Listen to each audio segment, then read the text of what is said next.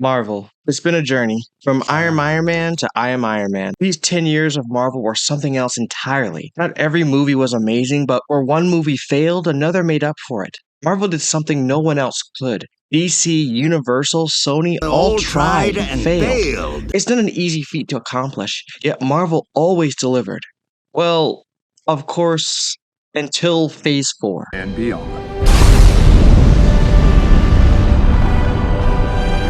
These past 4 years for Marvel have been, well, of course there have been some gems, like WandaVision, Loki, Moon Knight, Guardians, Shang-Chi, No Way Home, and Deadpool, just to name a few. Okay, there have been quite a few highs so far, but when there's a low, oh man, it's low.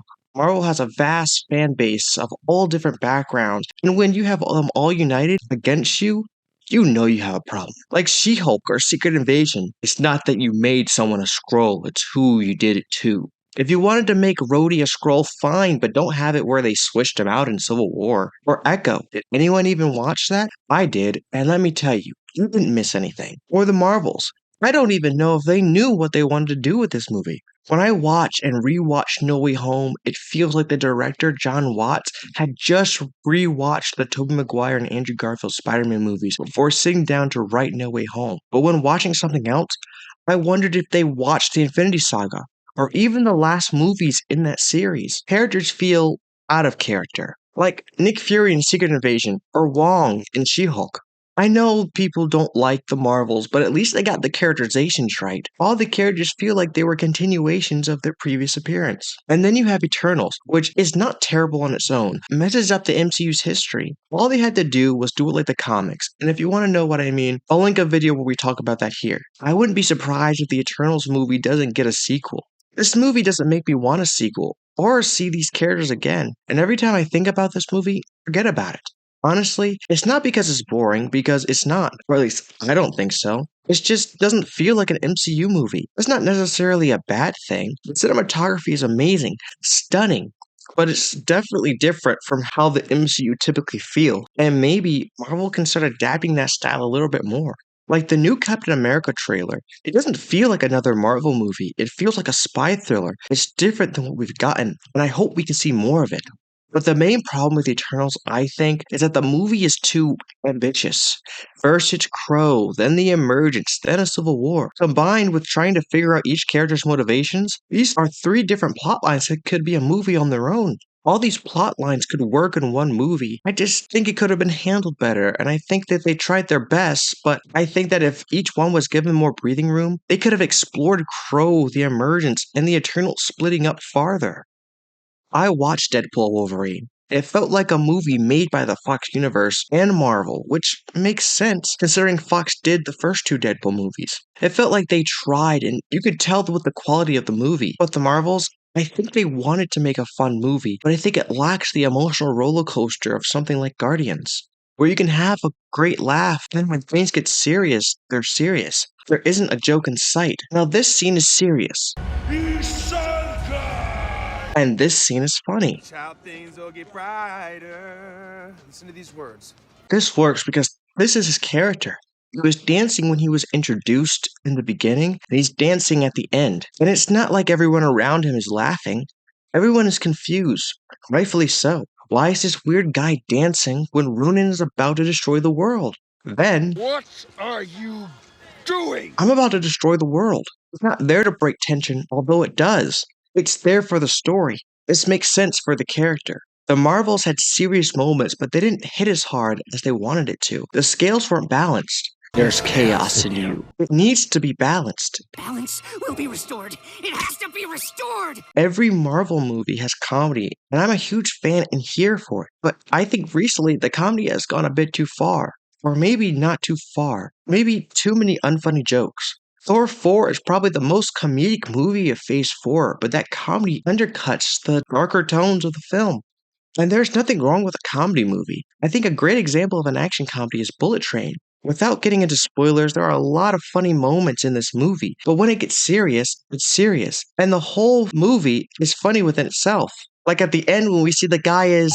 See, that's how you do comedy. Scott Pilgrim is funny. This kid's cool, and this kid's not. And Echo. I don't think Marvel believed in this show. I felt like it got brushed away as soon as it came out. Dunking on Marvel sure is fun, and that brings me to the point of this video. As you know, the trailers for Captain America, Brave New World, Thunderbolts, and the TV shows have been released, and this year we're supposed to get 2 movies and Fantastic Four, and maybe Blade. I mean, it still has a 2025 release date, so fingers crossed. This year could finally be the year that Marvel's back with a hit after hit after hit. Brave New World looks promising, and Thunderbolts looks fun. I hope these are genre films instead of just another Marvel movie. Like Black Widow was a Jason Bourne-esque spy film. Or, leaving Marvel for a second, Batman was a detective noir movie. Brave New World could be more of a spy film than Winter Soldier. I don't know how they could top it. I don't think they will, and that's not a knock on Marvel. I think this will be a great film, but Winter Soldier was... It's fantastic. Thunderbolts could be more of a military contract movie. Based on the trailer, I don't think this is the route they're going to take, but if they did, that would be great. The trailer for Thunderbolts, for me, was more comedic than I would have hoped, but comedy is fine as long as they don't overdo it.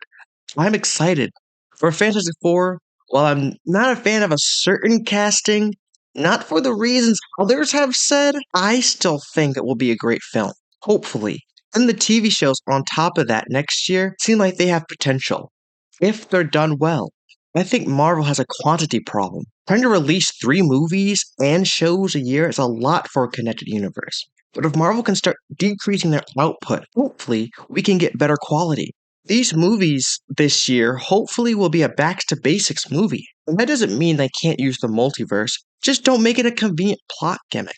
Like Everything Everywhere All at Once uses the multiverse in a very smart way. The movie within itself isn't complex. It's simple. It's about the characters' relationships with each other, and they are using the multiverse to tell that story, and that's what makes it unique. Also, we don't need to threaten the world. Shang-Chi was good until the monster at the end. Eternals was good until they threw aside Crow for the Celestial at the end. The Marvels, well, didn't need to break the multiversal barrier. And maybe it's just speed, but that felt really out of place. If you're going to destroy the world, let the world get destroyed, then reveal it's in another universe. The multiversal angle has been difficult for them. I don't think they fully understand it, and I feel like the explanation changes from show to movie, leaving me and others confused. I do have one concern. Doomsday comes out in 2026, 1 year from now.